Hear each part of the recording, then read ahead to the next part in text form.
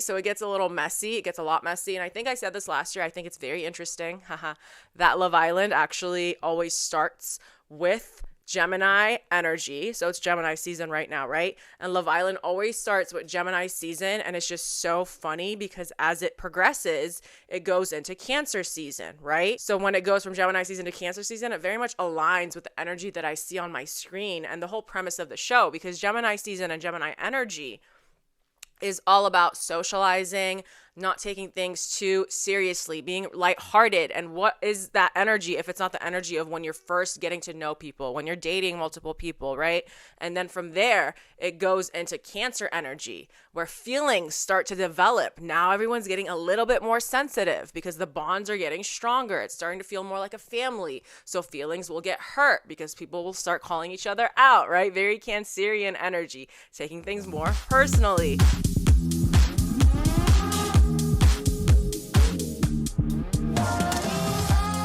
What's good, you guys? Welcome back to Yap Therapy. Let's get right into it. It is a beautiful day to be alive. It's a beautiful week to be alive because Love Island is back, baby. Officially, Love Island USA has started. It's on Peacock, so watch with me this summer because it's a good time. I think Love Island UK is coming out next week, so it's going to be a lot, but it's the kind of a lot that I really, really, really do enjoy. And the best part is, you guys, this year they actually made it a point when they're posting the cast, they have their zodiac signs, all of their zodiac signs there. And I really, really appreciated that because it's necessary. It's very much necessary, and I can refer back to it because at some point I'll figure out their zodiac signs. You go online, you Google it or whatever.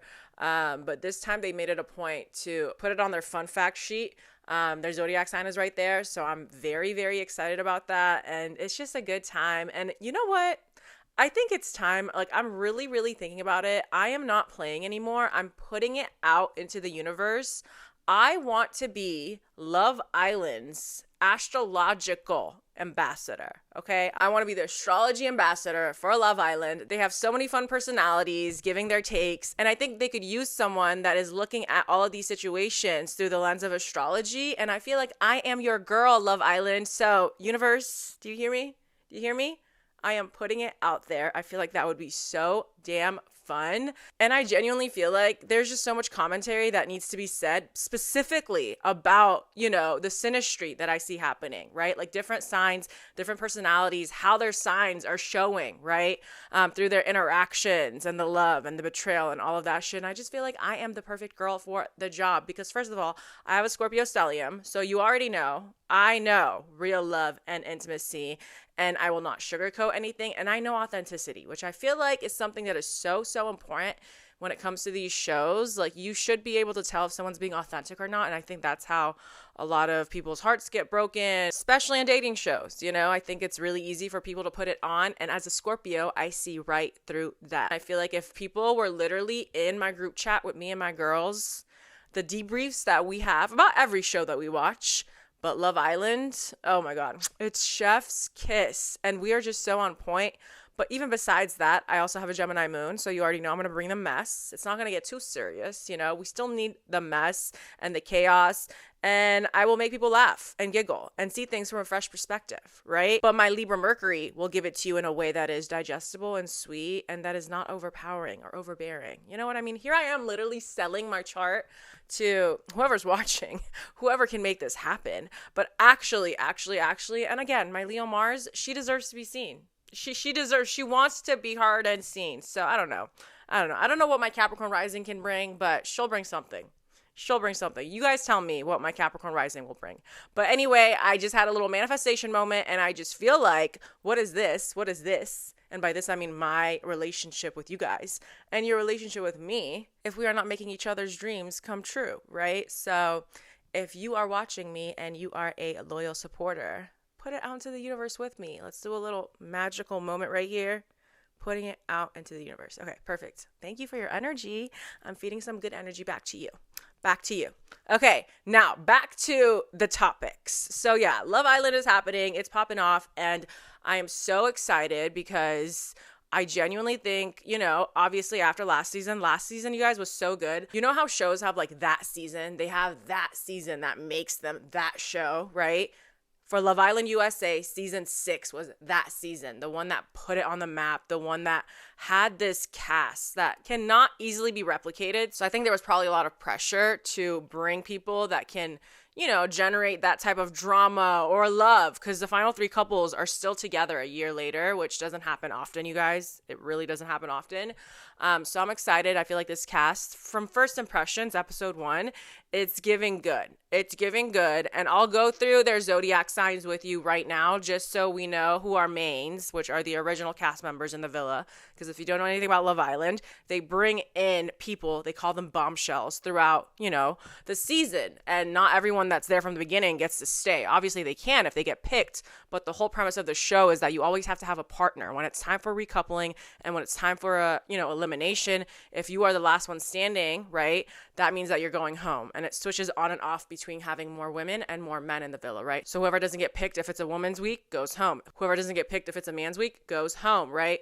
And then they bring in new people to keep things fresh and to test, even though I hate saying that, to test the relationships, right? And it gets messier as the season goes on because more feelings develop as the season goes on. So when bombshells keep coming in and people get tempted, or they're like, well, maybe that person's more my type, but I've been feeling this person for like, you know, a week, right? So it gets a little messy. It gets a lot messy. And I think I said this last year. I think it's very interesting, that Love Island actually always starts with Gemini energy. So it's Gemini season right now, right? And Love Island always starts with Gemini season. And it's just so funny because as it progresses, it goes into Cancer season, right? So when it goes from Gemini season to Cancer season, it very much aligns with the energy that I see on my screen and the whole premise of the show, because Gemini season and Gemini energy is all about socializing, not taking things too seriously, being lighthearted. And what is that energy if it's not the energy of when you're first getting to know people, when you're dating multiple people, right?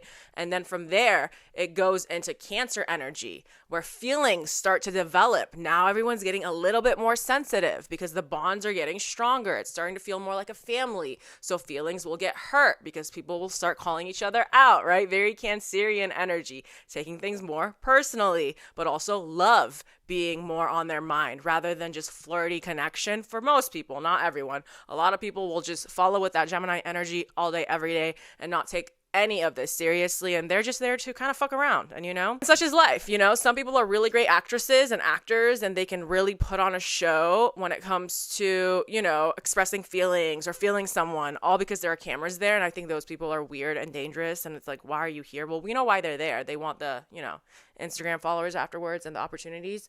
But I just think it's interesting because for the most part, you're there to find love, right? So I think it's just perfect that it goes from Gemini season to Cancer season, and you see that energy shift happen throughout every season, and I think it's very fascinating. Okay, so the zodiac signs of the original cast, which is 5 girls and 5 guys, I'm going to go through them right now, and you're actually going to find this very interesting because there are a lot of compatibilities actually happening with the original cast, so I'm excited to go through them with you. The first one, I love her. Her name is Chelly, I believe. I believe that's how it's pronounced, and she's a Virgo, and I love her. One of her beginning little snippets that she said was that, because she's beautiful, obviously, she said something along the lines of, yeah, when people find out I'm a day trader, because that's her job, people are always surprised, and they're like, oh, so you're smart. She's like, yeah, the fuck? I am smart. And that just gave Virgo energy to the core. I mean, if you don't know what a day trader is, basically they are the ones that are predicting any sort of like market changes and making a lot of strategical financial decisions. That sounds like the perfect job for a Virgo. So I thought that was just so Virgo coded of her. The next one, her name is Huda, and she's a Virgo. I really enjoy her too. She seems really sweet, but I feel like she has some Libra energy in her chart because she was giving a little bit Delulu in the sense that she is falling quickly with the first guy that she met. But sometimes that works out, or sometimes it's so hot and heavy that you crash out. So I don't know. I'm interested to see where it goes. Next one is Yulisa. She's a Taurus. I've heard some not great things about her online. So we're kind of going to skip her. The streets are talking and they're saying not so pleasant things about you. So I don't really have anything to say about people like that. Yeah, I don't know if I want to see her on my screen anymore. Next, we have Jeremiah. Jeremiah is actually a Taurus, another Taurus. So a lot of earth signs so far, which is very interesting because when I think about earth signs, I think of earth signs having the most trouble in a situation like this where you have to fall fast and open up rather quickly as opposed to on the outside, right? Because when you think of earth signs, you think of people that are responsible. You think of people that think things through and don't take risks that often, especially as it relates to love. So I think it's always interesting seeing earth signs in reality shows because you always see that battle they have between their heart and their mind and making practical decisions versus decisions that feel right, you know? And that is the earth sign dilemma, right? Wanting to do things and lead with your heart for once, but then your mind always telling you, no, that's not the smart choice. No, that's not the responsible choice. So I think it's always interesting watching earth signs be in an environment where they're pushed to be outside of their comfort zone, you know? So yeah, Jeremiah is a Taurus. One of the things that he said was that he cheated, but that he learned his lesson, and that the way he described it, it seemed like he did learn his lesson. Obviously, I don't know him, but I thought that was interesting because he's a Taurus, and like Taurus is usually, I see them being people typically that don't cheat or that would never stray from someone.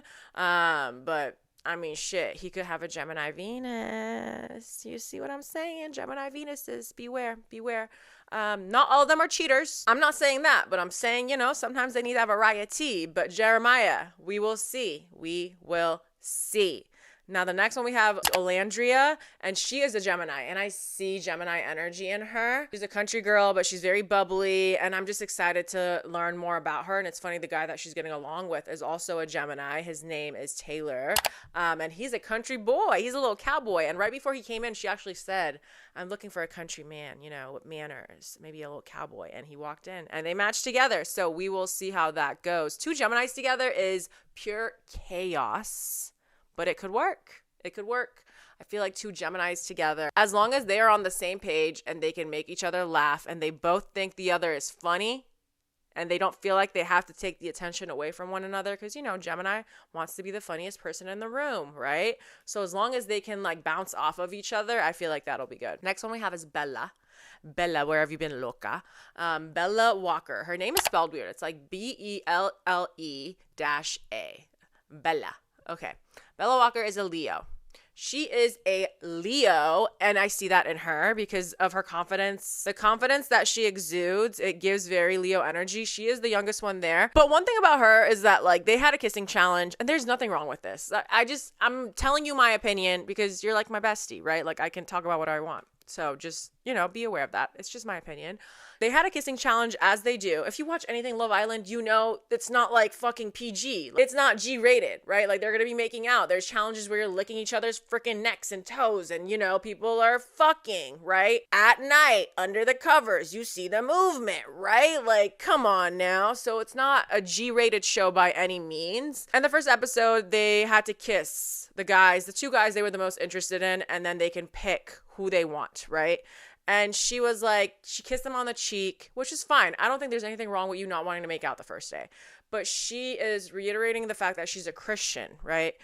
And I just feel like, don't kill the vibe. Like, I'm sorry. There's nothing wrong with you being a Christian. But I do think if it's always going to come back to this like religious shame, right? Or feeling like you have to hold it back, it's just not something I want to see on my TV. And that's a personal opinion. You know what I mean? It's not something I want to see on my TV. I don't want to be like in it, like, oh yeah, watch them make out. Oh yeah, he smacked her ass. Oh yeah, they definitely got it in last night, blah, blah, blah, blah, blah. And then in the middle of that, the Christian girl is like, oh my God, this is so much. Like, vibe killer, next. I'm sorry. Maybe she won't be like that, but even just with the kiss, like, as long as it doesn't keep coming up, I'm fine with it. But also, this is just my opinion. Maybe people like that. Maybe people enjoy having a dynamic cast when it comes to people who are, I don't know, more religious. I'm not. So yeah, that's whatever. Hopefully it doesn't keep coming up and it's not like a storyline, because it's just not something that I care about. Like, it's summer. Have fun. All right? It's summer. Summer's supposed to be fun. This is not fun. Summer should be fun. Minna, not fun. And then we have Ace Green. I fuck with him too. He's a Leo, and I so see that. Fun fact about him, apparently, so when the cast dropped, people obviously started looking people up, and Ace actually, he has these videos online. He has like a big following where he actually teaches foreigners how to dance. And I saw his videos pop up because people found his videos, and I'm like, oh my God, like he has such a big personality. He seems so funny. It very much gives Leo energy, right? Like Leo is so outgoing. He gives very much outgoing. And actually him and Shelly have this invisible strings theory. They have this moment where they realize, oh my God, we know each other. Apparently they met like outside of a club in New York or some shit. And obviously they didn't live in the same city, so they didn't see each other beyond that. But the fact that they're on the show at the same time, original cast, that is crazy. I would definitely, my ass, if I was single and that happened to me, I would be like, oh my God, it's a sign. It's a sign. I would be in my head. I'd be like, or am I just Delulu? But I don't know. He's a Leo. She's a Virgo. So I'm thinking if he has some Virgo in his chart, if she has some Leo in her chart, it's a perfect match. So I like that a lot. Okay, there's a Pisces on there. His name is Nicholas, and he gives Pisces energy. Like his eyes are giving Pisces to the core. You could tell he's like sussing shit out a little bit, but he is definitely funny, and he definitely is like testing the waters. But you could tell he's like coming out of his shell a little bit slowly, but he seems like a sweet guy. I'm excited to see more of him. Yeah, we'll see what this white boy got. And then we have Austin Shepherd. I also do not care to really discuss him because I've seen some not so great things about him on social media as well. So Austin and Yulisa, I'm just not interested. So next. Now, the episode ends, the 2-hour season premiere ends with 2 bombshells coming in. So like I said, bombshells come in at any point in the game to steal your man, to steal your woman, and 2 came in at the end of the season premiere, a guy and a girl. His name is Charlie. Charlie is from the UK, and he's a Cancer. Yeah, he's a Cancer. And Sierra's actually from Arizona. Sierra's from Arizona. Charlie is a Cancer. Sierra is a Libra. Okay, so I do love seeing another water sign coming in because, as I've said before, water signs make excellent reality TV stars. Any reality show, especially a dating one, dare I say, needs water signs, all right? Vanderpump Rules, one of the best reality shows of all time, had a lot of water signs, and it was messy, and it was real, and it was authentic, and people's feelings were always getting hurt. So I think for this show specifically, they only had 1 water sign, which was Nicholas. So now that Charlie, the Cancer, is here, I think that's good because water signs in general, obviously, it's no surprise to anyone that we take our feelings seriously. We're very sensitive. Yes, even Scorpio. And when we fall hard. And, you know, you're not going to be able to lie around a water sign. Like a water sign feels everybody, right? So yes, they're entertaining to watch themselves, but also water sign energy is needed in reality TV shows and dating shows because they can really suss other people out too. They can check on people. They can really feel what's going on and what the group needs and what's really happening. So I'm glad there's another water sign in there. Now we're just missing a messy Scorpio or a good Scorpio or a solid Scorpio. And Sierra, Libra, love it. Love it. Libras also thrive in any sort of reality TV show just because of how social they are. Libras genuinely get along with most people, and she probably won't have a hard time stealing anyone's man because, as we know, Libras are very, very flirtatious.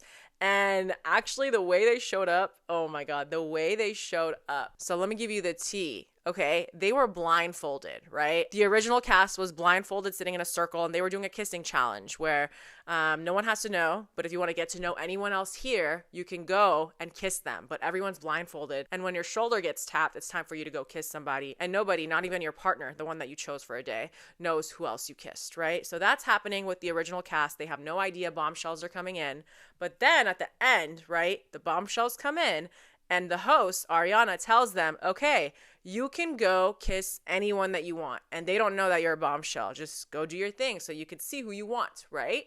Charlie goes in and he kisses everybody. All of them.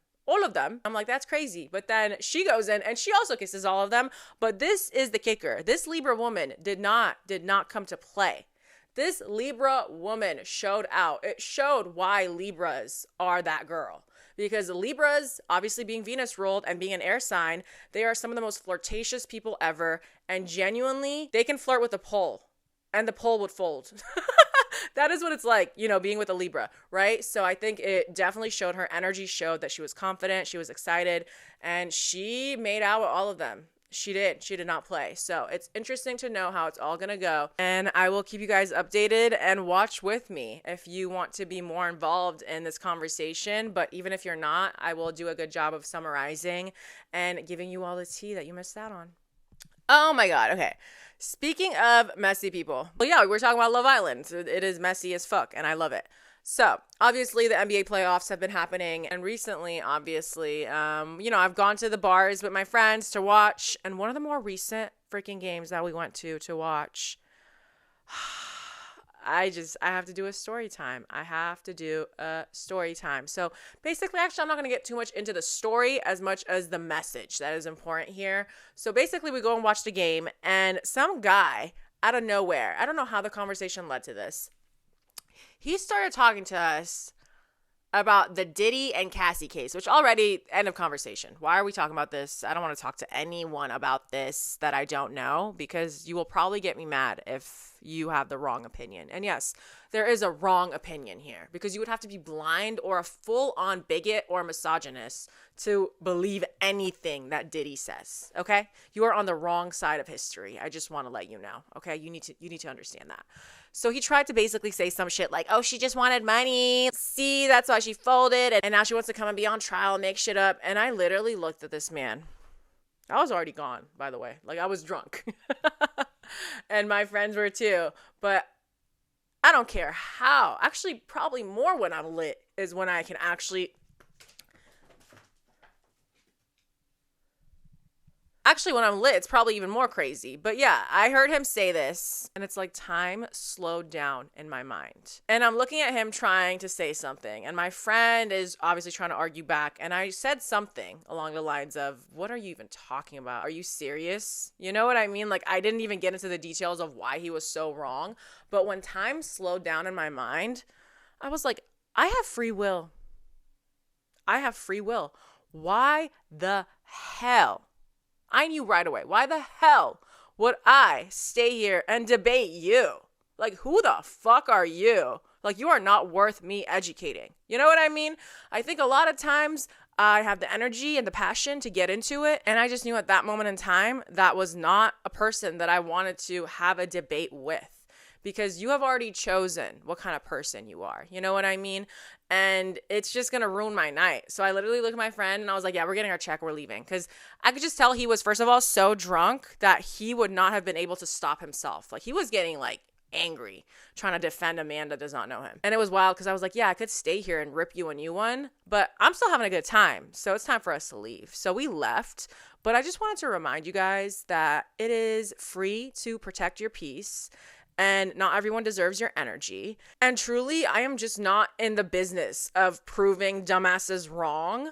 I'm in the business when I want to be. I am actually a freelancer of proving dumbasses wrong. It's not my full-time job, so I get to pick and choose when I am proving someone wrong or when I'm going to call someone out and really make them think about life in a whole new way because I have just blown their mind and have called them out.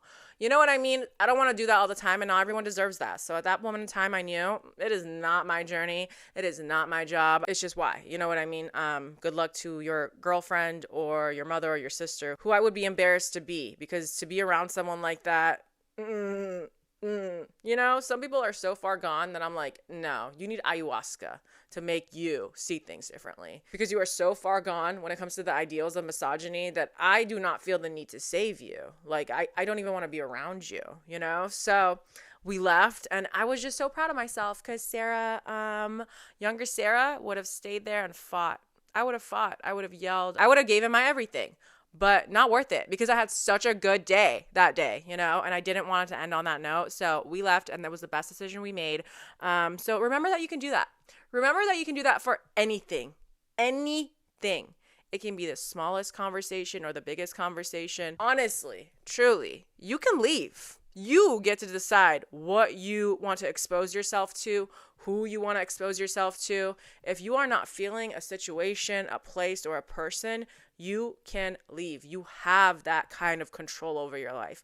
We may not have control over a lot of things, but you have control over who gets to speak to you and where you get to be and who has access to you. You know what I mean? So remember that. And if you're ever uncomfortable, fucking leave. Leave. You do not owe it to anyone to educate them. Ever. You really don't. If you have the energy in you and you want to, go ahead and do it. Like, wow, you're really feeding society by doing that. That's so nice of you to educate people for free, but it is not an obligation. All right. It is not an obligation. And a lot of people, they're just there to argue and they don't listen. So you can typically get the vibe of who wants to argue just to argue and who actually wants to have a conversation.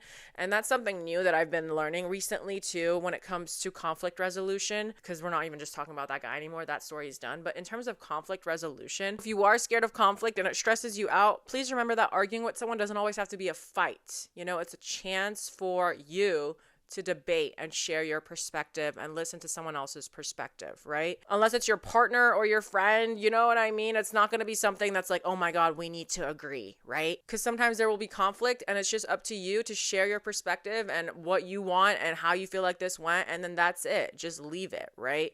And if there is no resolution, there is no resolution, but at least you shared what you would like to do, right? It doesn't always have to be this big, scary thing. And a lot of times the argument, it doesn't even need to happen, right? Like you could check with yourself before it starts of like, okay, this person will probably never ever see things from my perspective. Like read the vibe, read the room, read the personality.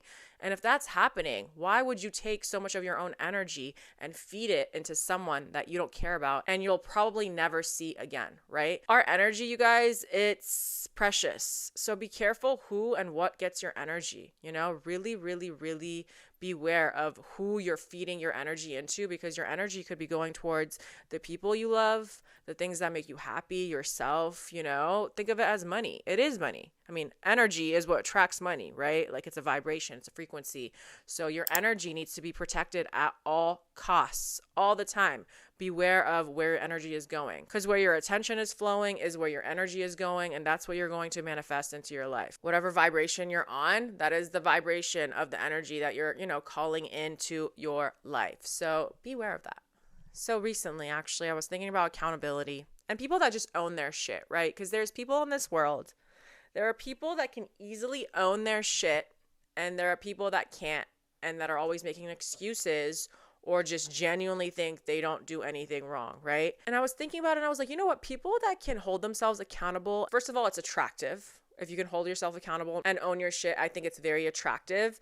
And accountability to me is power. You know what I mean? It's not weakness. A lot of times I feel like actually leaders in position or people in positions of power admire, a good leader would admire someone that works under them. They would admire someone that takes accountability and that can own their shit. And it doesn't even always have to be a work thing. If you can own your shit and the person, you know, that you're owning your shit to is a level-headed person, most of the time they will probably forgive you or understand you because you owned your shit, right? A lot of times you will have more empathy towards someone that can admit they did something wrong, because you're like, you know what? They fucked up and they know they fucked up, and they are letting me know that they did the inner work or just thought about their behavior enough to come back and tell me, hey, I fucked up. You know, there's just something really beautiful about that, because as we know, we are not all perfect. I mean, no one is perfect. So the human experience is all about making mistakes and course correcting, learning your lessons, doing something, realizing that it's not the right thing to do, and then doing it differently next time, right? Well, it's the people that keep making the same mistake over and over again that are toxic, right? Like people that you just don't want to be around. Or when you're sick of your own shit because you keep making the same mistake and you're just like, why am I doing this? Why am I doing this to myself? And then you start feeling, you know, ashamed. You start feeling so much shame because you keep putting yourself in the same situation, right? So that's why accountability is so attractive, and having accountability is so important, because there's nothing wrong with making mistakes. Like I said, that's the human experience. But if you're able to own your shit and really say, yeah, I was the problem. In this instance, I was the problem, and I'm sorry about that. I think that is something that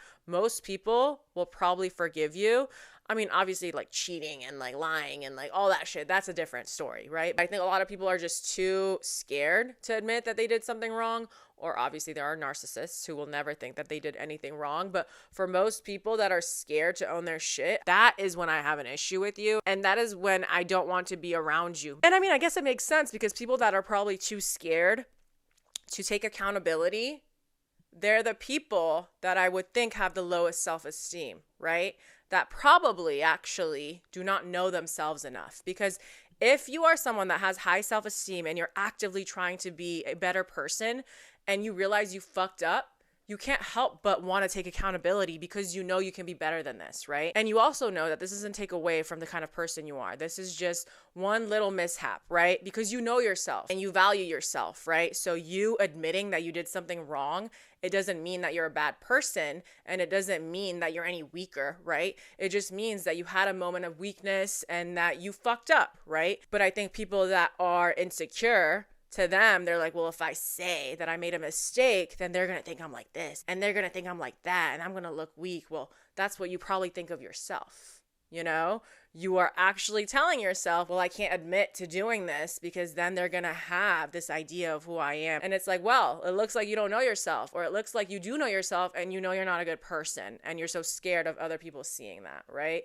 So I think that's where it comes from. And like I said, I think many people are more forgiving than you think if you're honest, right? Because truly, when you're honest, you know, you're courageous. You know that at least I'll tell the truth, and the truth may make me look bad, and the truth may make me look stupid or look like a bad friend, or, you know, maybe I fucked up at work, but at least I'm being honest. And I think that you may have fucked up, but you being honest and owning up to it, it'll automatically make that mistake, not make it go away, but it'll make the person look at you and be like, okay, even though they made that mistake, at least they're honest. At least they have this quality about them. Yeah, they made that mistake, but at least they're an honest person. So maybe I can trust them to not do that again in the future, right? Like, that's how it goes. And if you own your shit and they don't forgive you, it is what it is. You know what I mean? Like, then you're just not meant to be in that situation. It is what it is. You did everything you can do. And also, you kept yourself in check, right? It's not always about other people. Yeah, they may be still mad at you, and you owning your shit maybe didn't do anything for the relationship,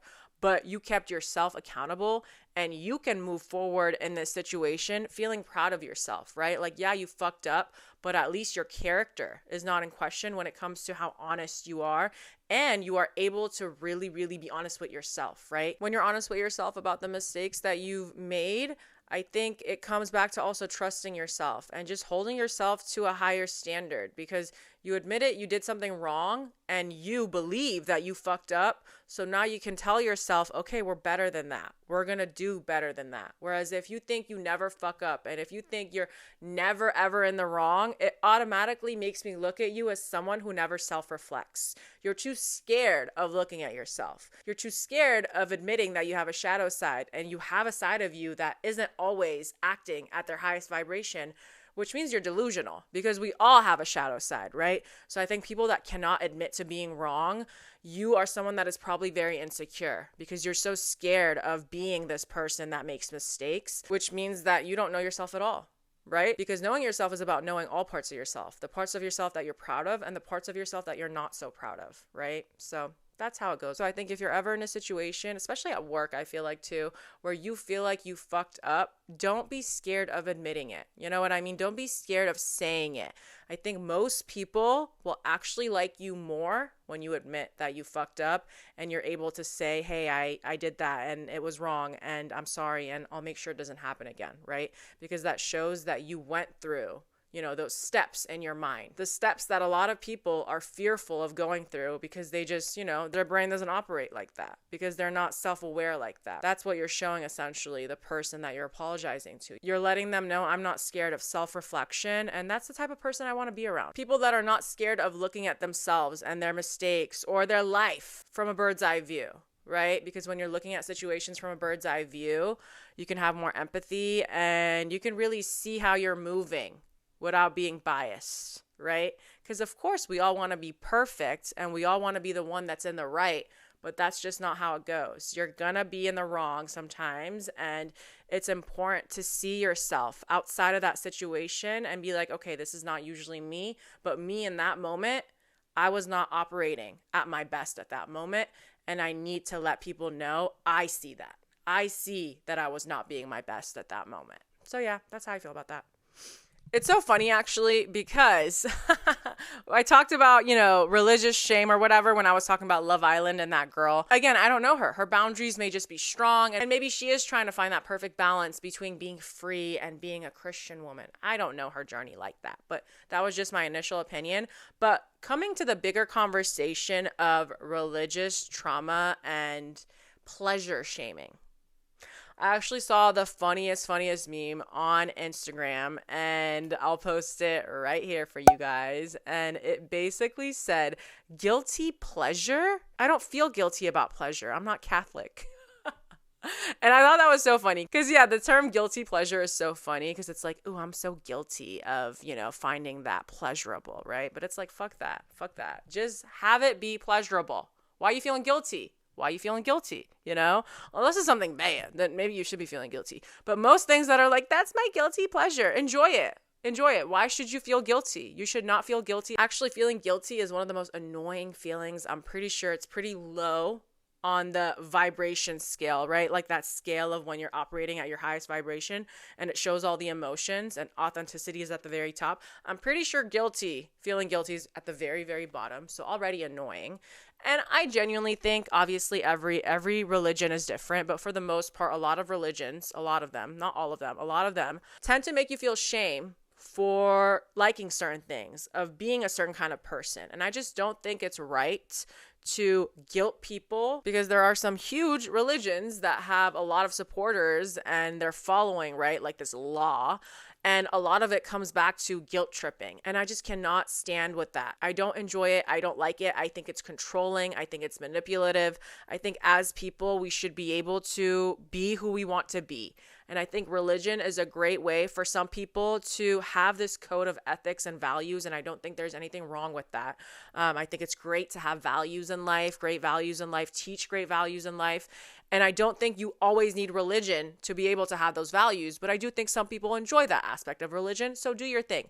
But what I do have a problem with is, growing up when you are, at those early stages of, being either a young kid or a teenager, and you're pushed into this religious world or your family is religious, right?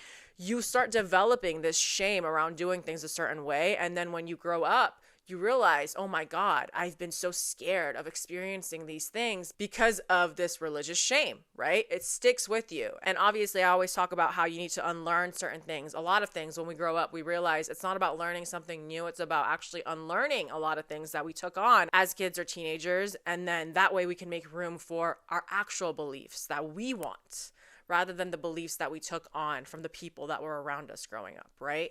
And I think religion is one of those things, right? Like if you come from a religious family, if you grew up very religious, you may have a lot of religious shame. And I don't like that, because when you have that religious pressure, it can really distort how you see joy and pleasure, right? It's almost like you really have to sit there and think to yourself, why do I feel so much shame for doing this? Why do I feel shame for doing that? And I just think it's fucked up, because it's a whole process that you have to deal with as an adult, all because of a religion. All because certain people got together and they had this opinion of what's right or wrong. And now people are literally using that as a tool to manipulate others or guilt trip them. Again, I'm not saying all religions do that, but a lot of them do.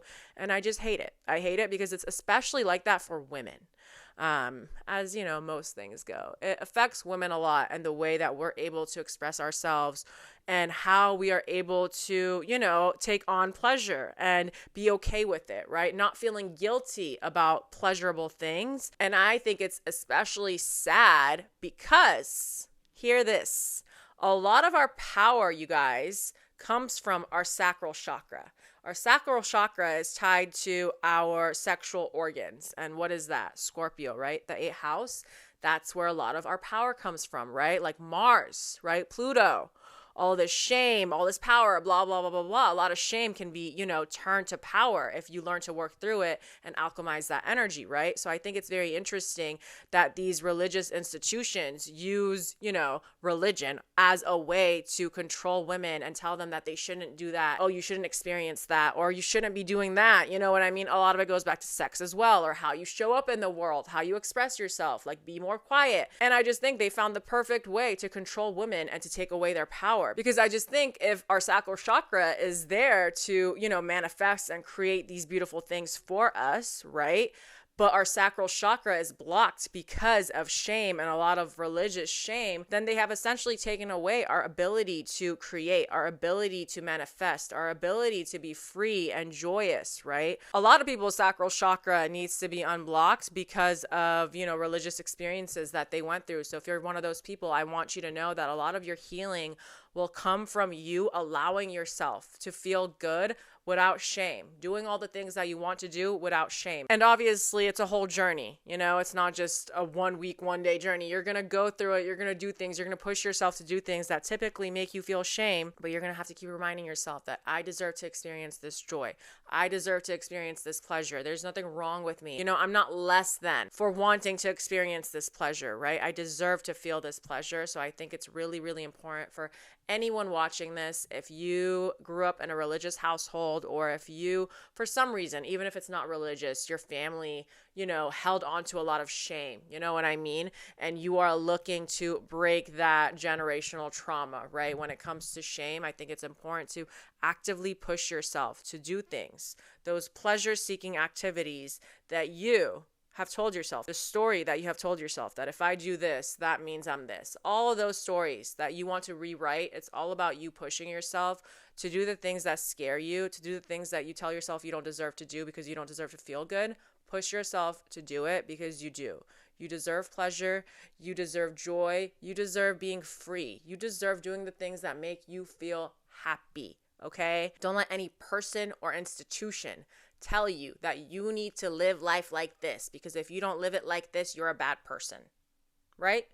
Obviously, there are the main code of ethics, the main values that I think every human should have, as it relates to human rights. But when it comes to any other value, you get to write your own values, right? There's no one on this planet that is better than you. There's no one on this planet that can tell you how to live a life that is better for you than you can, right? I think a lot of people are looking for direction, right? Obviously, when it comes to religion. So I think it benefits a lot of people, because it's scary being in this world and not believing in something bigger. I consider myself a very spiritual person. Of course, I believe in, I believe in God. I believe in the universe. I believe in a lot of things, right? I believe in a lot of religions, right? I don't think there's just one. I think a lot of these stories are great, but who's to say that they're all true? You know what I mean? So I think it's really, really important to be honest with yourself about why you are following a certain religious guideline, right? Are you doing it because you actually believe in it, or because you have this fear inside of you that if I don't live life like this, there's something wrong with me and I will be shamed for it, right? That's how you know that you are probably not doing things or making decisions authentically. You're doing it because you're scared of the outcome if you don't do it by their rules, right? That's how you know that it's more of a controlling thing and not as much as a guide, but as a way to punish yourself, right? If you don't live life by their code of ethics. Just be aware of that. Be aware of why you are making the decisions that you're making, and check in with yourself. If your values stop aligning with whoever's values you took on as a kid or as a teenager, or even just yesterday, suddenly you feel like you have a shift when it comes to your values and the way you want to experience life and the way you want to, take on more pleasure, do it. You are a human on this planet. Like I said, no one's better than you.